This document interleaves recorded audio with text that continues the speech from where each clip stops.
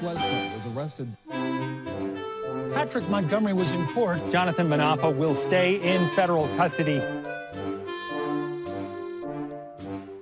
No, I don't take responsibility at all.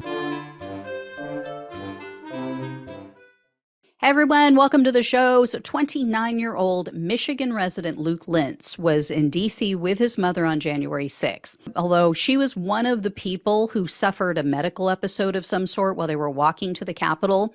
So an ambulance was called and his mom was taken to the hospital.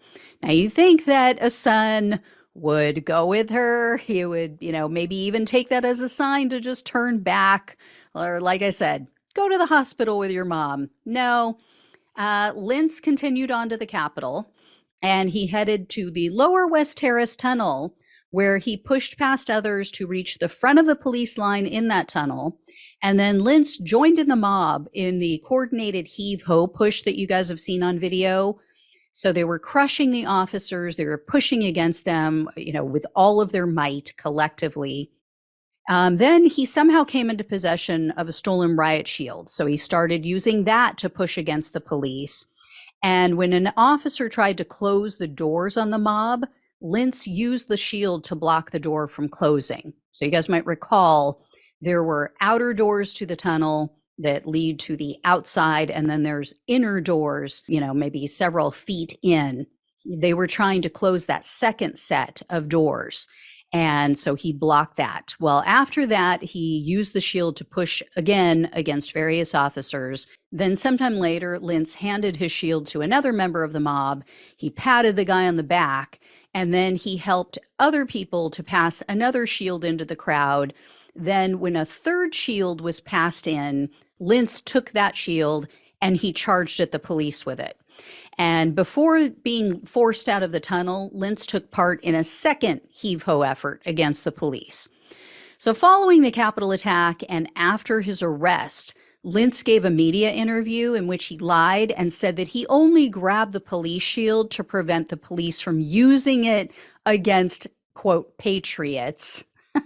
And then Lints also said that he tried to prevent the police from closing the tunnel doors because, quote, I saw people stuck on the other side, and I did my best to protect them by keeping that door open so they could get out.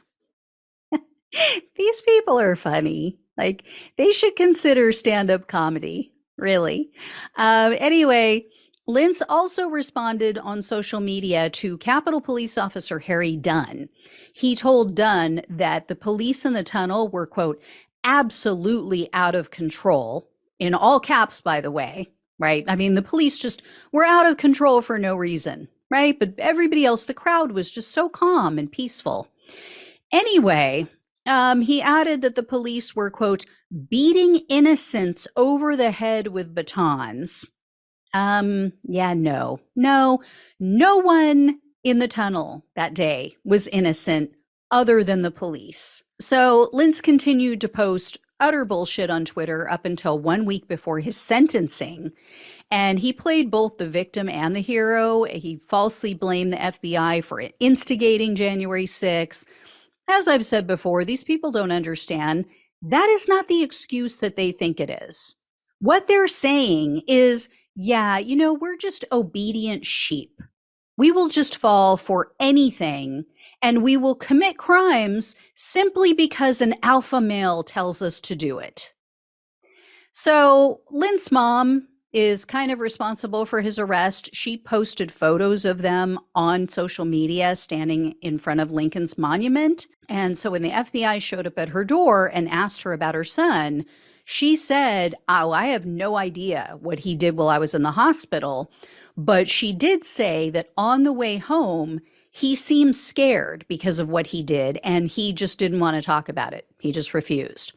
So Lindt was arrested on June 30th of 2022, and he was indicted on charges of civil disorder, entering restricted grounds with a dangerous weapon, disorderly conduct on restricted grounds with a dangerous weapon, physical violence on restricted grounds with a dangerous weapon, impeding passage through Capitol grounds, and physical violence on Capitol grounds. In February of 2023, Lints pleaded guilty to a civil disorder charge, and he was facing up to 5 years in prison, 3 years of probation, and $250,000 in fines. However, the government requested only 10 months in jail, 3 years of probation, and $2,000 in restitution. Unbelievable how low they went on this with the violence. I couldn't locate any details about what was said at the sentencing hearing, but U.S. District Judge Trevor McFadden presided over Lints' case, so you guys know where this is going. He ended up sentencing Lints to only 4 months in prison, 4 months of home detention, 3 years of probation, and $2,000 in restitution. So, not enough at all, not even close, not for repeatedly assaulting officers. But, again, this is a Trump appointee who served on his transition team. The guy who equates BLM protests to this crap, to people literally trying to overthrow the government and overturn the will of more than 80 million voters, including me, including my vote, right? And most of you who are watching.